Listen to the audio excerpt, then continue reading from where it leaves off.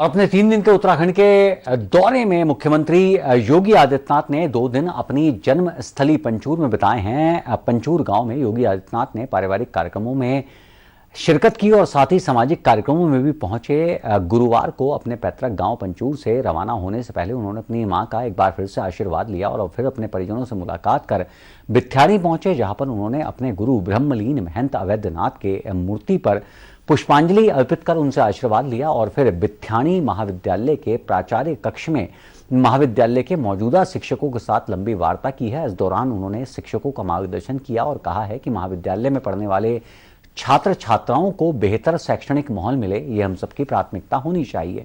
खासतौर पर उन्होंने शिक्षकों से उम्मीद की है कि वो अपने छात्रों को देश दुनिया में हो रही घटनाओं के बारे में जरूर जानकारी दें। इसके साथ ही उन्होंने शिक्षकों से कहा है कि छात्रों को आध्यात्मिक शिक्षा भी मिले ताकि छात्रों के अंदर अच्छे संस्कार पैदा हों। अपने 2 दिन के पैतृक गांव पंचूर में बिताने के बाद मुख्यमंत्री योगी आदित्यनाथ अब अपनी कर्मस्थली उत्तर प्रदेश लौट आए हैं। 2 दिन तक उन्होंने घर पर रहकर अपने परिजनों से मुलाकात की है। खासकर वो लंबे समय के बाद अपनी मां से मिले। मां भी बेटे को देखकर भाव विभोर हो गई। मुख्यमंत्री के वापस जाने के बाद घर का माहौल काफी भावुक हो गया। 3 दिन तक पारिवारिक कार्यक्रम में शिरकत करने आए नाते रिश्तेदार अब अपने घरों की वापसी कर रहे हैं। हालांकि भावुक माहौल में कोई भी बातचीत करने को तैयार नहीं था, लेकिन योगी आदित्यनाथ के सबसे छोटे भाई महेंद्र बिष्ट ने सहारा समय से कुछ बातें शेयर की। उन्होंने कहा है कि योगी जी का मार्गदर्शन उन्हें मिला। खासतौर पर उन्होंने बंजर होते खेत खलिहानों को आबाद करने की बात कही है। हालांकि महेंद्र बिष्ट ने बताया है कि जंगली जानवरों से परेशान होकर लोग गांव से पलायन कर रहे हैं। इस समय हम पंचूर गांव में योगी आदित्यनाथ जी के घर पर मौजूद हैं। यहाँ पर 3 दिनों तक योगी आदित्यनाथ जी रहे और कह सकते हैं कि उन्होंने अपना एक बहुत लंबा वक्त 3 दिन ये और उसके बाद बचपन से लेकर युवा अवस्था तक इसी घर में बिताई है। इसी जगह वो खेले कूदे हैं, ये खेत खलिहानों में वो घूमे फिरे हैं और कह सकते हैं बहुत सारी मेमोरीज उनके दिल दिमाग में है और शायद वो कहीं ना कहीं इन 3 दिनों में ताज़ा भी हुई होंगी। पूरे परिजन घर में थे, बहनें घर में थी, भाइयों के परिवार घर में थे और सबसे छोटे भाई महेंद्र बिष्ट इस समय हमारे साथ हैं। उनका पारिवारिक समारोह था, खास तौर पर उस मौके पर उनकी मौजूदगी। महेंद्र जी, भाई सालों बाद घर आए और वो भी उस मौके पर जब बेटे का मुंडन था, कैसा लगा? देखिए, मुख्य जो कार्यक्रम था वो महाविद्यालय में ब्रह्मलीन महंत अवैधनाथ जी महाराज जी की मूर्ति का अनावरण का कार्यक्रम था और उस कार्यक्रम में जो समय निकाला, उस समय निकालने के उपरांत यहाँ पे आए थे, तो परिवार के बीच में थोड़ा सा समय निकाला गया। कैसा लगा जब भाई बीच में थे? काफ़ी खुशी भी थी, हमें नहीं पूरे परिवार को। मुझे मालूम है आप सबसे क्लोज हैं योगी जी के और आप ही एक सेतु का काम करते हैं परिवार और योगी जी के बीच में। बाकी लोगों से वो कम बात करते हैं। क्या बोला? क्योंकि वो तो योगी बन चुके हैं, लेकिन एक माँ से नाता हमेशा होता है, वो कभी टूटता नहीं है। कुछ जाते हुए आपको भूल के गए? देखिए, ऐसा तो कुछ खास नहीं है, लेकिन जो परिवार है, परिवार के साथ कैसे रहना है, समन्वय बनाना है, उस तरह की बातचीत हुई थी। साथ में जो आसपास के जो हमारा क्षेत्र है, यहाँ पे हम क्या क्या कर सकते हैं। हम वृक्षारोपण कर सकते हैं, जो खेत बंजर हो रहे हैं उसको हम आबाद कर सकते हैं। जब सुबह टहलने गए थे तो बोला ये बंजर क्यों है, इनमें हल क्यों नहीं लगाते आप लोग, वृक्षारोपण क्यों नहीं करते हैं। तो इस तरह के उन्होंने निर्देश दे कि इसको कम से कम आप लोगों को आबाद करनी चाहिए, बंजर ठीक नहीं है। आप फलदार वृक्ष लगाए, तारों की बाड़ कीजिए, जिससे यहाँ पे हम लोग सब्जी उगा सकते हैं और वैसे जो फसलें हैं उनको उगा सकते हैं। अब मैंने देखा कि योगी जी 2 कार्यक्रम जो सार्वजनिक थे, चाहे बिथ्याणी का डिग्री कॉलेज का था या कल जो बड़ी पोखरी में था रामदेव के वेलनेस सेंटर का, दोनों जगह उन्होंने पलायन को लेकर सबसे ज़्यादा चिंता जाहिर की। तो वो तो यहीं पे पले बड़े हैं, उन्होंने देखा है कि पहाड़ के लोगों के सामने क्या कष्ट होते हैं। क्या आप लोगों के सामने कभी जिक्र किया कि पलायन ना हो, उसके लिए हमें क्या करें? सबसे पहले तो जो समस्या है यहाँ पे, अगर यहाँ की समस्या है तो जंगली जानवरों की, और जंगली जानवर के कारण खेती हो नहीं रही है। दूसरा है यहाँ पे स्वास्थ्य संबंध उतनी अच्छी है नहीं, शिक्षा की व्यवस्था उतनी कह नहीं सकते कि ऐसे तो लोग पलायन ज़्यादा कर रहे हैं, और जब पलायन हो रहा है तो गांव के गांव यहाँ से लोगों का पलायन हो चुका है। अब सड़कें पहुँच रही हैं, तो सड़कें किस लिए पहुँच रही है, वहाँ जो लोग रह रहे हैं वो वहाँ से सामान ले जाने में आसानी हो। गांव में कोई रहने को तैयार नहीं है, तो उनका यही मकसद है कि आप एक बार फिर गांव की ओर आए और यहाँ पे रह करके अपना कुछ रोजगार करें, जिससे गांव उजड़े ना, गांव आबाद रहे और वहाँ की जो सुख शांति वो बनी रहे। महेंद्र जी, फिर आने का वायदा किया है? अभी ऐसा कुछ जानकारी नहीं, अभी कोई बात नहीं हुई इस बारे में। अच्छा, सबसे जो सबकी दिलचस्पी है, जो सब लोग जानना चाहते थे कि माँ और उनके बीच में क्या डायलॉग डिलीवरी हुई, या दोनों के बीच में किस तरीके से बातचीत की शुरुआत हुई, क्योंकि योगी जी ने कहा था कि माँ से डरता हूँ, थोड़ा संकोच भी है। देखिए, जब आए थे माँ का आशीर्वाद लिया था, तो उसके बाद तो मुझे फिर कार्यक्रम में दूसरे कार्यक्रम देखना था, तो मैं उनके बीच में कमी शामिल रह पाया था, लेकिन वही आशीर्वाद लिया है और हालचाल पूछा। बिल्कुल। ये थे महेंद्र जी, योगी जी के छोटे भाई।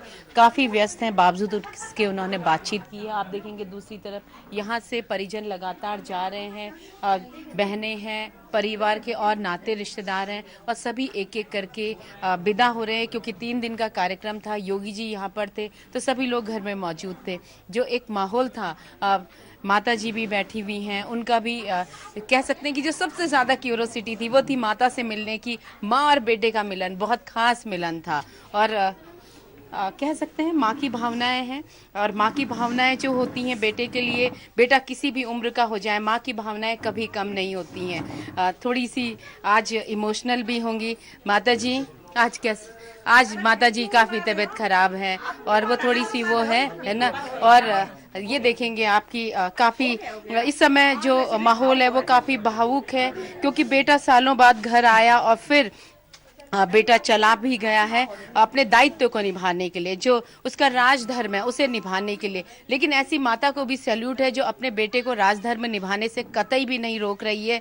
माँ चाहती ज़रूर है कि बेटा हमेशा उसके पास रहे, लेकिन वो ये भी जानती है कि बेटे का कर्तव्य क्या है।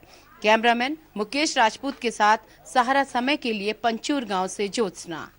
मुख्यमंत्री योगी आदित्यनाथ ने पंचूर से लौटते समय एक नन्ही सी बच्ची आराध्या से बातचीत की और उसे दुलार किया। जब बच्ची संकोचवश कुछ नहीं बोल पा रही थी तो उन्होंने गढ़वाली भाषा में बच्ची से बात की। योगी से बात कर आराध्या की खुशी का ठिकाना नहीं रहा, और बाद में मुख्यमंत्री योगी ने आराध्या की मां से बात की। योगी से बात कर दोनों मां बेटी काफी खुश नजर आए। मुलाकात की है। भाई जी आपका बच्ची को लेकर बुलाते हुए नजर आ रहे हैं। गुड़िया को इधर घुमा दो, थोड़ा सा उसकी फोटो आने दीजिए, बच्ची को इधर घुमा दो सर। बच्ची की आने दीजिए। से बात कर रहे हैं, ज्योत्सना नाम इस बच्ची का है, और बच्ची से मुलाकात करते हुए योगी आदित्यनाथ मुझे बुला रही थी मैम। उन्होंने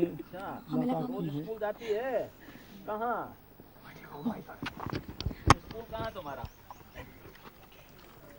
है? स्कूल कक्ष